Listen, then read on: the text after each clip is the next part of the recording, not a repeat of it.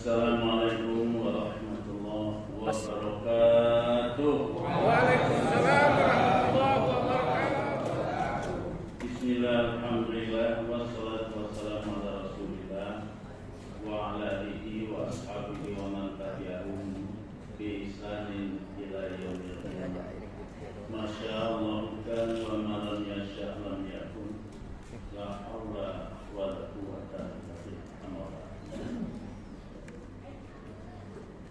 Yang saya muliakan, saya hormati Ustadzuna Ustadz Sarpini, mohon maaf kalau salah.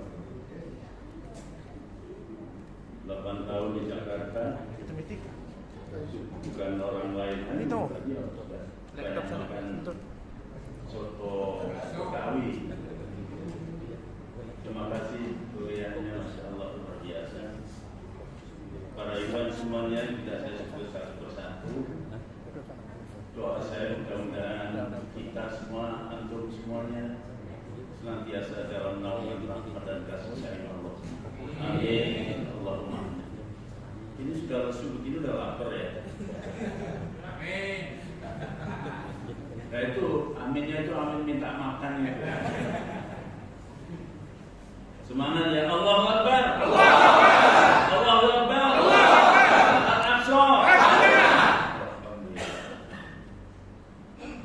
Kita baru saja mendapat kuliah luar biasa, lengkap dari mulai akidah, tauhid, ubudiyah, sosial, kemudian Al-Quran yang luar biasa tadi.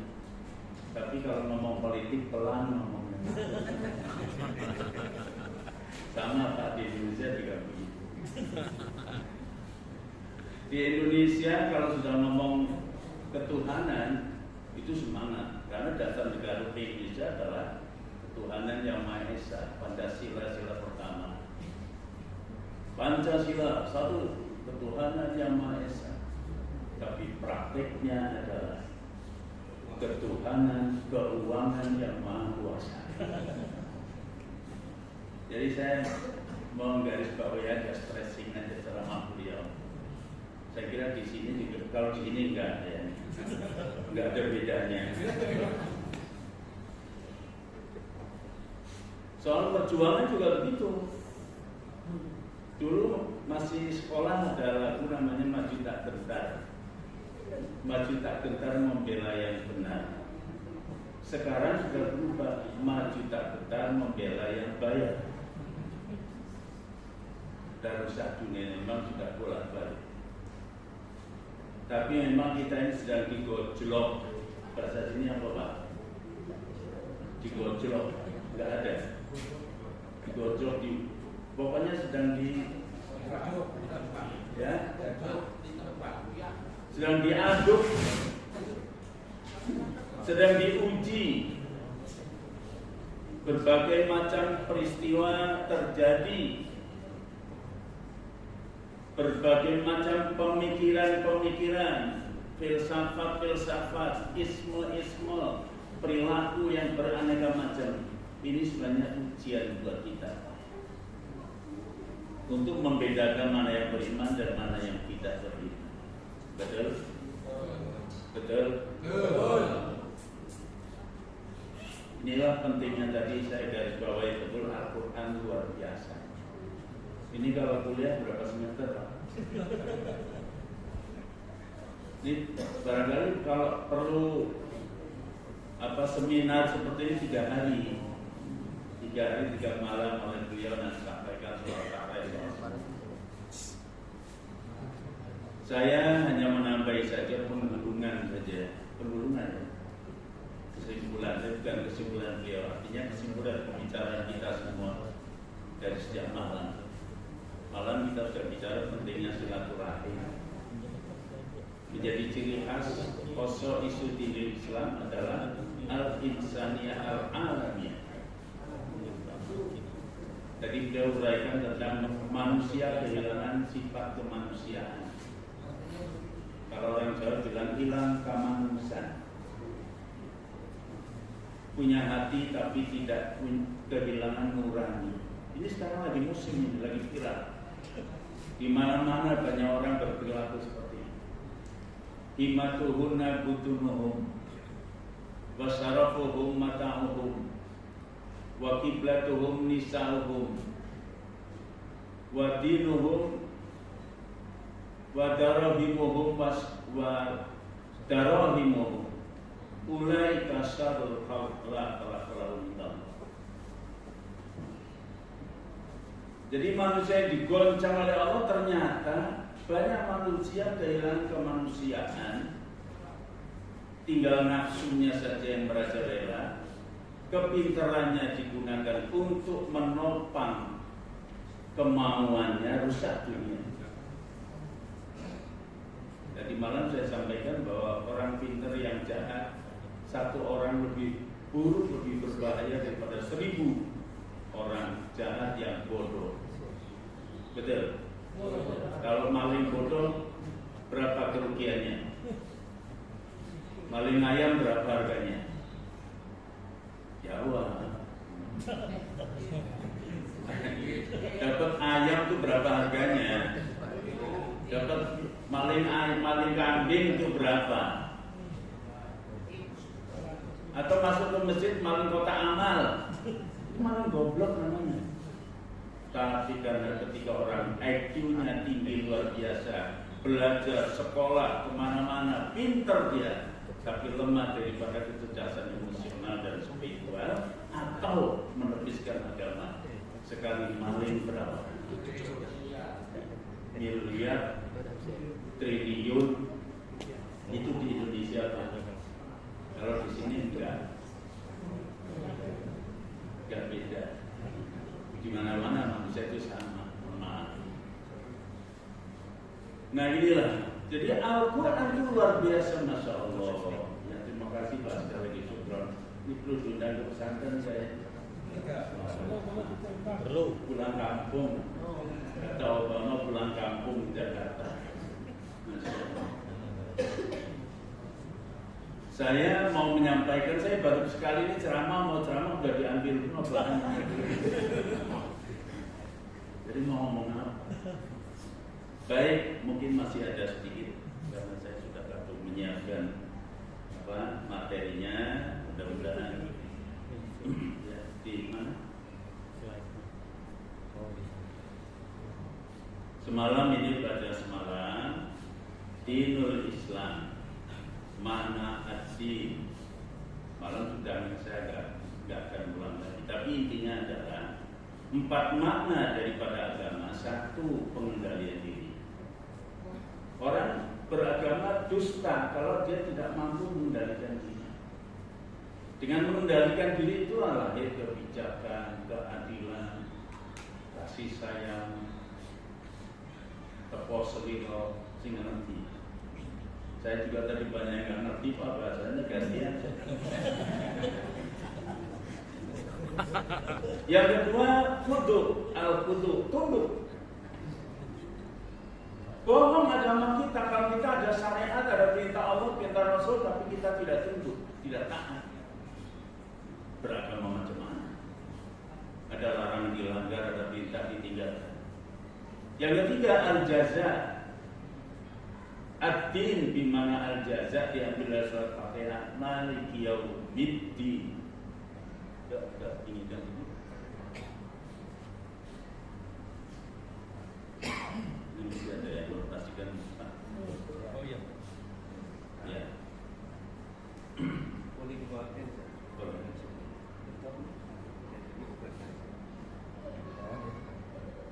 Oh, bisa geser. Oh iya. Iya. Jadi yang ketiga al-jaza diambil dari surat Ad-din bimana al-jaza diambil dari surat Fatihah. Maliki yaumiddin, penguasa, pemilik hari pembalasan.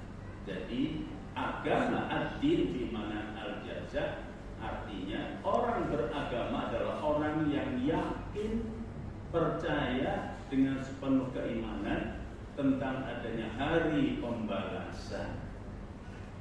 Ini yang menjadi simbol pada dirinya bahwa orang beragama ada 2, pengaruh dari pengertian yang ketiga. mendorong, memotivasi, memberikan semangat dan spirit untuk melakukan setiap perbuatan baik. Maka orang beragama selalu berniat baik, tidak pernah berniat jahat. Itu orang beragama. Berpikir baik, berkata baik, dan berperilaku baik. Kalau itu nggak punya dosa dong. Ya manusia masih tetap aja. Tapi dosa yang dilakukan orang beriman bukan dosa yang direkayasa, bukan yang diniatkan, bukan yang direncanakan. Oleh karena ketaifan kita sebagai manusia, kita berbuat dosa, lupa, hilang. Namun demikian, dalam Al-Quran surat Al-Imran ayat 130 berapa disebutkan, walladzina idza fa'alu fahishatan aw dzalamu anfusahum dzakarullaha fastaghfaru lidzunubihim. Ini cirinya orang beriman. Dia memang bukan manusia suci.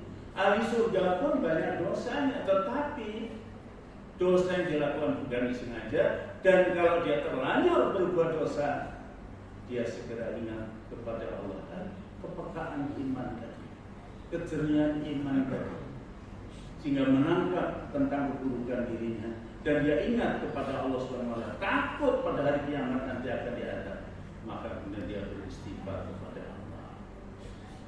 Yang keempat adalah an-nizam as-syariah, bahwa agama adalah undang-undang. Agama itu peraturan, tapi undang-undang dan peraturan yang bukan dibuat oleh manusia. Kalau peraturan dan undang-undang dibuat manusia, mesti ada pamrihnya.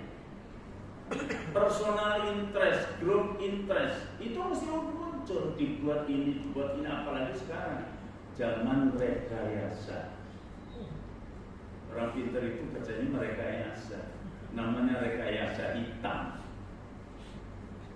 Maka hari ini pun masih ada sebutan kejahatan kerak degil dan kejahatan kerak putih. Beliau saya pernah nengok orang yang korupsi di Pak Polda. Teman sih, tapi bukan teman korupsi ya. Karena dia mungkin baru apa gitu, memberikan doa atau apa. Saya masuk ke dalam, Masya Allah, di dalamnya itu bukan maling pencoleng, bukan. Beliau punya terhormat, saya kenal, Masya Allah, hormat. Ternyata dia bajingan tengik, mencuri uang rakyat sampai miliaran. Kita jadi hidup sengsara.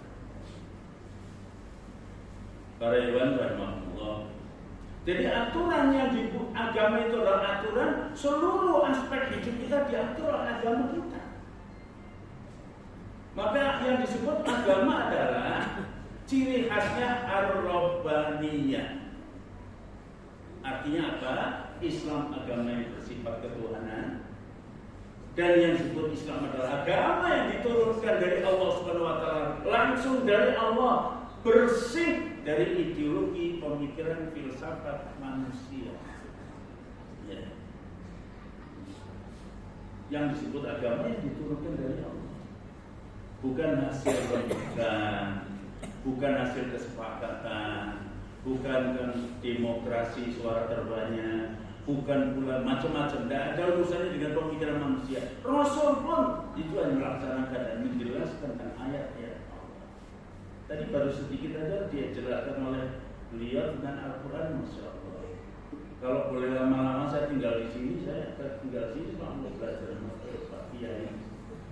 Tapi dikasih waktu cuma 3 hari Pak, boleh ini jelasin.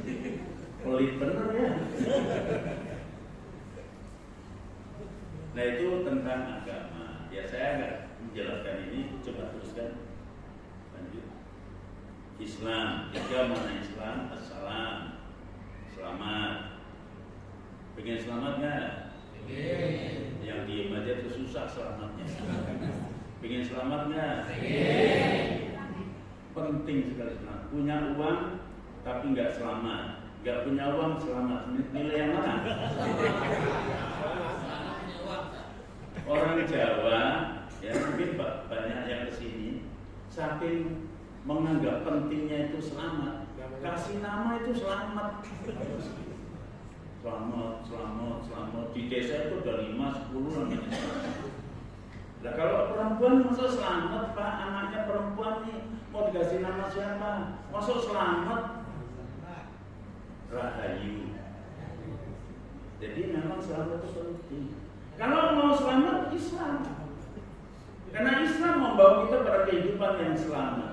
Ihdinas siratal mustaqim, jalan kebenaran yang ditempuh. Dikenalkan siapa Tuhan yang menciptakan kamu, ma'rifatullah. Menjadi 3 urgensi yang dia dapatkan. Ma'rifatul ghayatil wujud, dia menjadi mengerti sangkan paraning dumati. Masuk sengaja supaya Pak Beliau. Saya dari tadi bengong, ini ngomong apa? Lalu sekarang.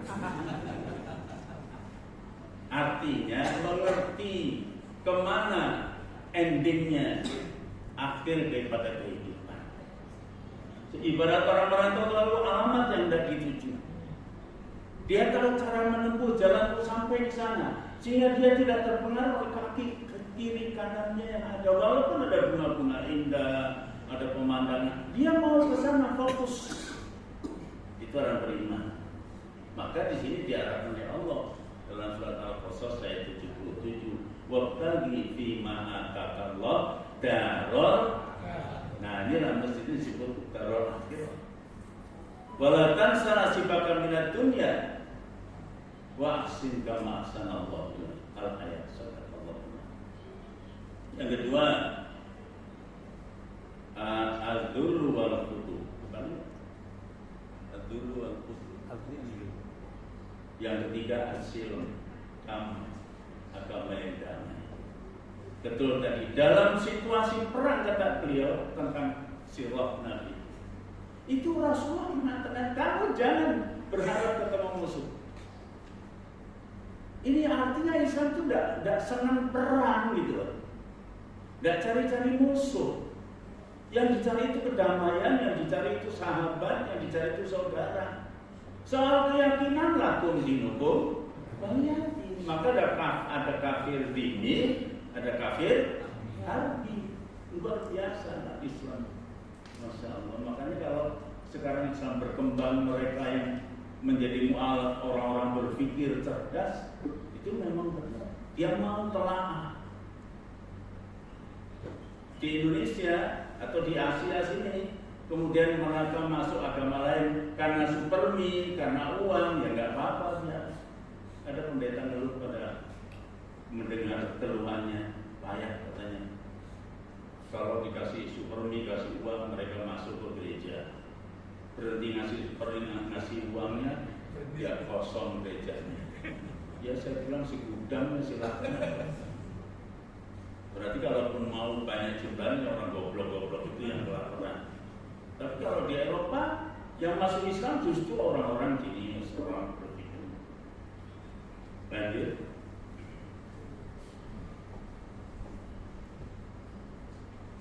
Ciri khas agama Islam ada 7, tapi sudah nggak mungkin saya terangkan sekarang. Kalau mau ikut ke Jakarta nanti saya kasih tahu. Lanjut. Terus lanjut. Kemasyarakatan dalam Islam ini. Saya mengikuti ini nggak kapan kampungnya. Saya takut sampai jam 1, Pak. Nah, saya merenungi para nabi diutus ke muka bumi itu ada 2. Kalau tadi malam disebut tadi subuh atau tadi malam? Tadi subuh ya. Pilar, 2 pilar atau penyangga utama dan hal yang sangat urgent harus diamalkan. Terdapat dalam surat Asy-Syura ayat 13. Allah berfirman, "Syara'a lakum minad-din ma wassa bihi Nuha walladzi awhayna ilaika wa ma wassayna bi Ibrahim wa Musa wa Isa." Apa perintahnya? An aqimud-din wa la tatafarraqu fi.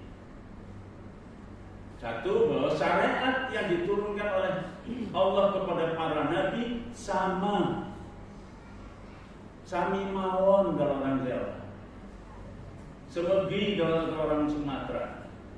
Sama yang diturunkan dari Nabi Nuh, Nabi Ibrahim, Nabi Musa, Nabi Isa. Syariatnya sama, wasiatnya sama.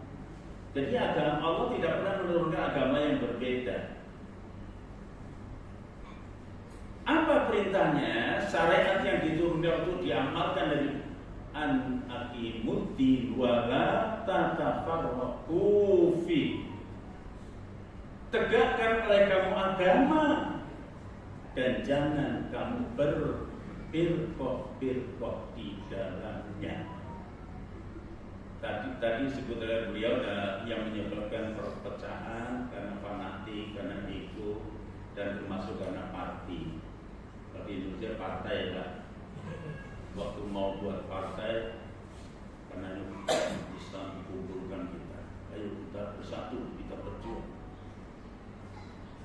Tegakkan ayat kursi untuk persatuan.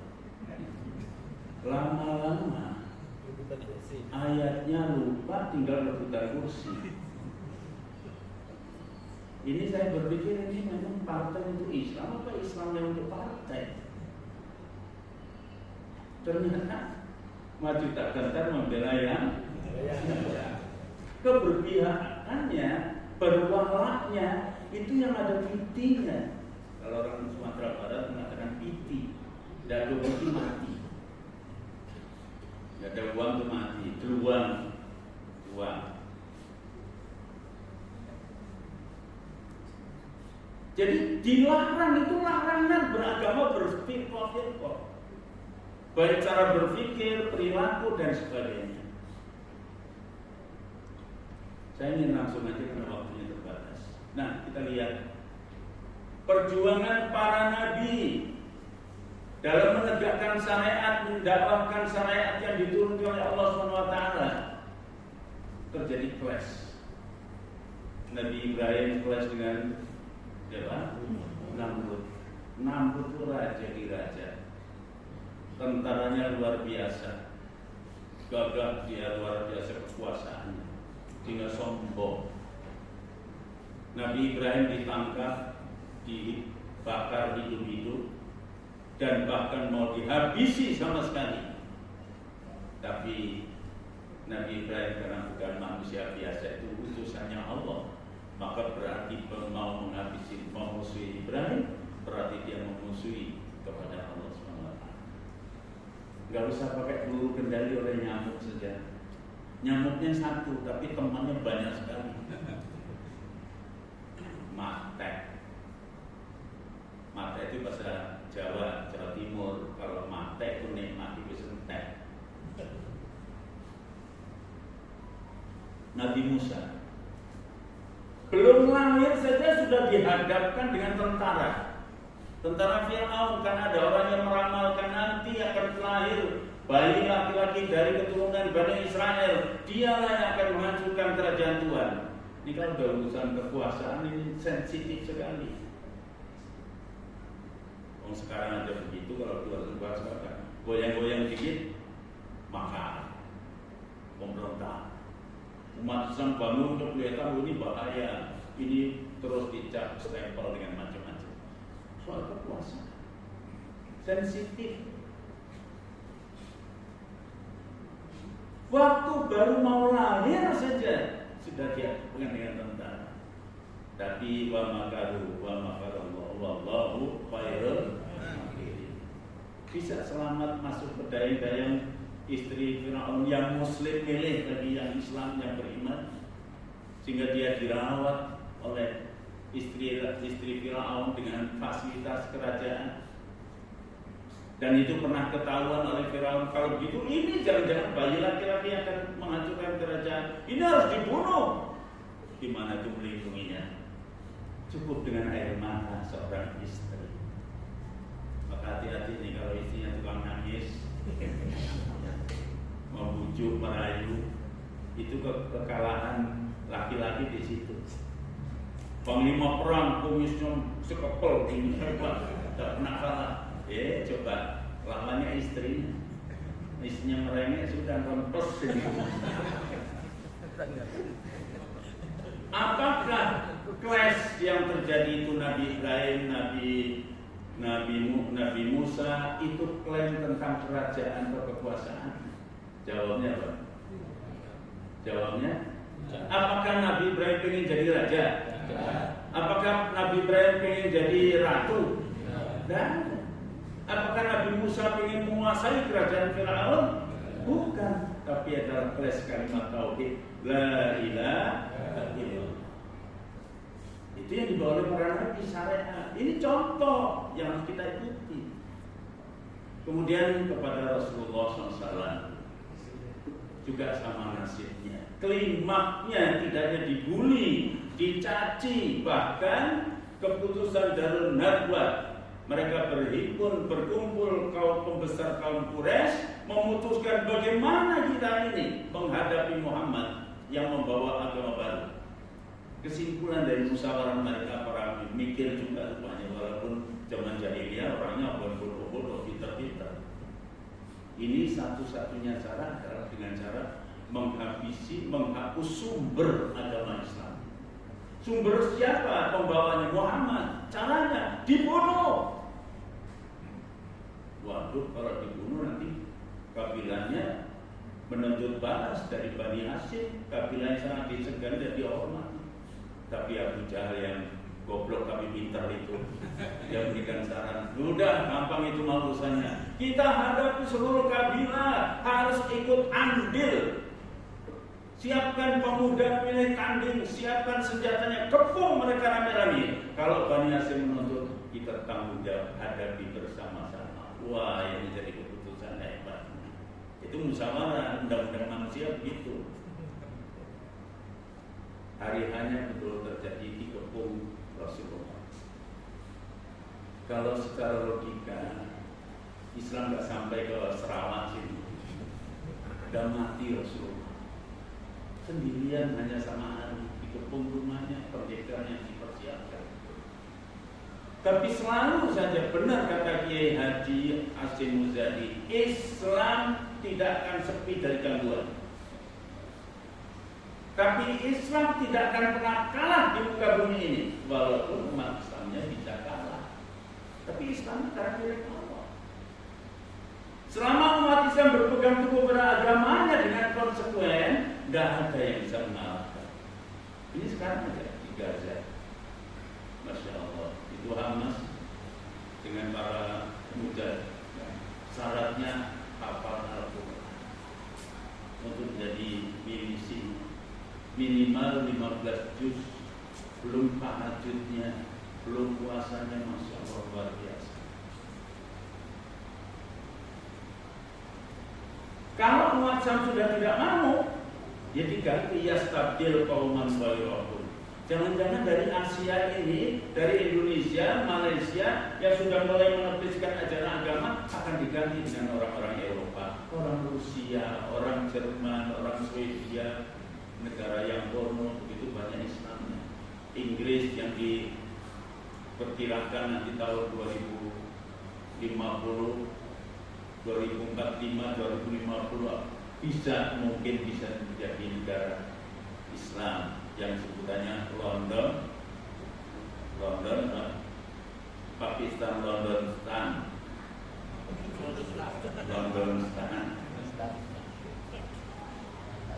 Nah, ini yang ingin saya ceritakan. Begitu beliau diselamatkan oleh Allah SWT, hijrahlah beliau ke Madinah.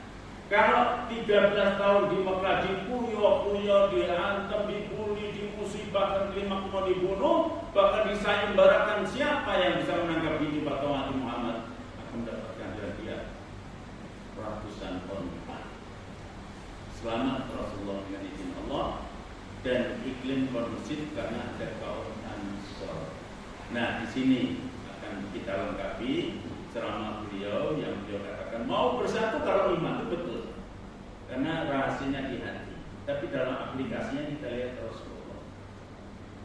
Apa yang beliau lakukan di Madinah ketika iklim kondusif? Ada penyokongnya, ada pendukungnya. yang bisa menghadapi musuh. Beliau tidak membangun benteng pertahanan karena takut diserbu oleh orang-orang kafir. Beliau juga tidak membangun militer dalam arti militerisme, tapi yang beliau bangun masjid. Apa artinya? Ini nggak usah pinter-pinter amat. Kalau masjid yang dibangun oleh beliau, itu artinya yang beliau bawa risalah Islam itu adalah yang akan dibangun masyarakat religius, peradaban yang santun, peradaban orang-orang yang beriman kepada Allah Subhanahu wa taala untuk mengatur dunia sebagai khalifatullah di muka bumi. Di masjid. Jadi tidak benar tuh kalau orang mengatakan Islam itu haus kekuasaan akan begini akan begini. Membangun peradaban yang santun dari masjid. Dimulai dari apa? Dimulai dari mempersaudarakan antara Ansor dan Muhajirin. Semalam sudah sampaikan tentang sebagian dari fadilah keutamaan kecintaan Allah pada orang-orang yang berkasih sayang. Ada 5 kecintaan mana? Coba tes sekarang. 1, lil haqqat mahabbati, kata Allah dalam hadis qudsi. Lil, udah terjemahnya aja. 1, yang saling mencintai. Dur ya. Saling mencintai, menyayangi. Ini kan masalah hati, betul tadi beliau. Mana ada orang cinta nggak tanpa hati? Yang kedua, lil wa haqqat mahabbati lil. Ya Allah, udah lupa bulan udah lupa begini. Yang saling mutawasilina fiyya, saling bersilaturahim, saling bersilaturahim karena Allah, bersatu karena Allah, mencintai karena Allah, silaturahim karena Allah, saling menasihati karena Allah. Yang keempat, saling mengunjungi karena Allah. Dan yang kelima, saling memberi karena Allah. Ini syaratnya. Jadi saya menggarisbawahi Pak Kiai tadi, Pak Ustaz Yuna Al-Karom, bahwa memang bisa bersatu kalau hatinya benar, saling menyayangi karena Allah. Tapi semua dilakukan karena Allah, bersaudara karena Allah, bertemu karena Allah, berpisah karena Allah, berjuang karena Allah. Itulah mukhlisina lahuddin. Kemudian salah satu contoh saja bagaimana kecintaan yang disebut mahabbah. Abdurrahman bin Auf yang hijrah dari Makkah, seorang muhajirin, karena datang ke Madinah tidak punya apa-apa, tidak bawa apa-apa, tidak bawa keluarga, dipersaudarakan dengan, kalau nggak salah namanya, Sa'ad Ar-Rabi. Sa'ad Ar-Rabi dari kaum Ansor yang bukan kebetulan, qadarullah, dia orang yang mampu, punya kebun, punya rumah. Kemudian dia melihat karena sudah dipersaudarakan, dipanggil tetap, wahai saudaraku, kita sudah dipersaudarakan. Sedangkan kamu sendiri tidak punya apa-apa. Aku punya rumah 2. Ambil oleh kamu untuk menjadi tempat tinggal. Untuk mangisan kehidupanmu, aku punya 2 bidang kebun korma. Ambil 1 bidang korma untuk kamu. Dan aku punya istri 2. Mana yang istrinya 2, yang mana nih? Ini jadi contoh nih itu. Kalau kau suka, tengoklah. Mana yang kau sukai akan aku cerai. Kemudian masa iddahnya habis, nikah dengan kamu. Masya Allah, luar biasa. Itu dilakukan karena Allah, tidak ada pamrih. Jangan kayak seperti di Indonesia sekarang sedang banyak pemberian, Pak Ustaz. Wah, banyak ini, banyak urus, dipujuk, dirayu. Ustaz, kiai laku kan? Masya Allah, miliaran ditawari kalau mau. Tapi ada ujungnya, ada asalnya. Nomor 1 atau nomor 2, nomor 3 gitu. Masya Allah. Kalau Bapak tadi mengatakan amin, amin, di sana agak sensitif ngomong amin. Ini murni karena Allah lillahi ta'ala. Coba Masya Allah, udah gampang itu. Nah kemudian yang ketiga adalah melaksanakan perintah Allah, disyariatkannya sholat 5 waktu berjamaah. Ternyata tidak hanya keutamaan sholat berjamaah di masjid yang pahalanya berlipat ganda dengan 27 derajat. Selangkah menuju ke masjid diampuni dosanya, diangkat derajatnya dan lebih pahala. Kalau sholat berjamaah di masjid waktu Isya seperti mendapat pahala tahajud setengah malam. Pernah tahajud setengah malam daripada Isya sampai jam 1? Belum pernah. Apalagi subuh. Siapa yang sholat berjamaah waktu sholat subuh seperti dia sholat tahajud 1 malam itu. Pernah? Jawab yang mantap. Pernah? Belum pernah. Sama. Sholat 2 rakaat, imamnya panjang dikit aja udah ngedumel. Tapi ternyata dalam sholat 5 waktu berjamaah ngemu suraos, mengandung makna dan pelajaran tarbiyah, memberikan edukasi kepada kita tentang kebersamaan. Dikumandangkan azan, ini panggilan Allah. Azan muadzin yang memandangkan, tapi hakikatnya panggilan Allah. Ini sekaligus ujian buat orang beriman. Betulkah dia beriman? Kalau dia beriman mendengar panggilan Allah, innama kana qaulal mu'minin idza du'ila Allahi wa rasulihi liyahkuma bainahum ayaqulu sami'na wa ata'na. Maka lihat. Jadi kalau mau melihat satu masyarakat tentang gairah agamanya, semangat agamanya, lihat masjidnya. Kalau banyak masjid itu berarti memang masyarakatnya religius, masyarakat senang beragama, syiar. Tapi kalau mau lihat imannya, lihat isinya waktu sholat berjamaah. Sekarang banyak masjid-masjid bagus, sholat isya dan sholat maghrib banyak biasanya. Tapi nanti sholat isya berkurang, tinggal separuh. Sholat subuh ada yang tinggal 3 orang. 3 orang itu pembagian tugas, imam 1, muadzin 1, makmumnya 1. Jadi mau lihat imannya, lihat masjidnya. Jadi masjid lambang keimanan seorang. Kalau ingin melihat hatinya, persaudaraannya, lihat shaf sholatnya. Tadi oleh Ustaz Nasrullah Muhammad Nasrullah disebut ini sunnah. Merapatkan shaf itu sunnah, bukan buatan siapa-siapa. Sawu sufufakum, ini diperintah. Rapat lurus.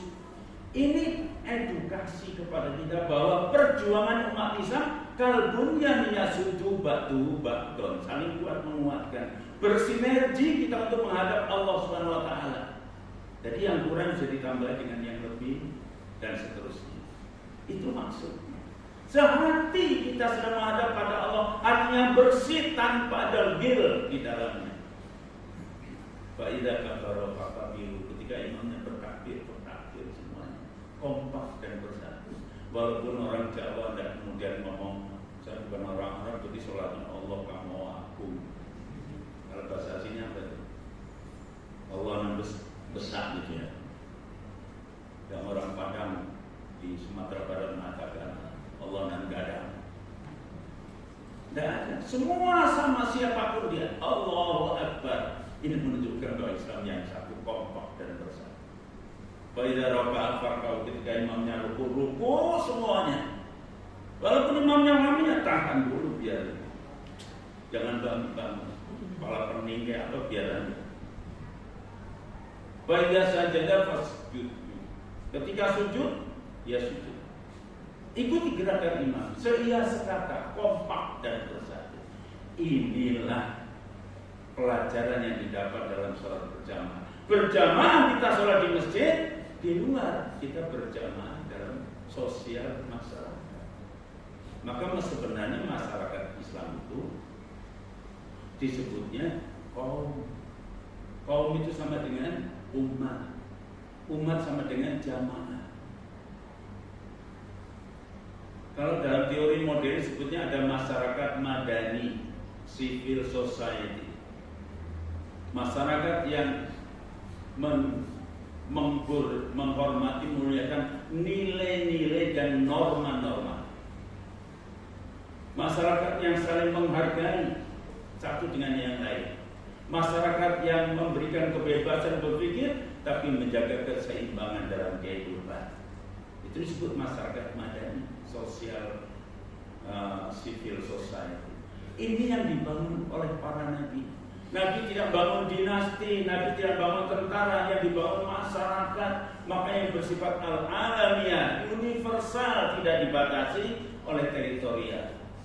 Demarkasi Islam tidak dibedakan oleh karena teritorial, kebangsaan, suku, dan sebagainya, tapi oleh akidah yang sama, oleh ukhuwah.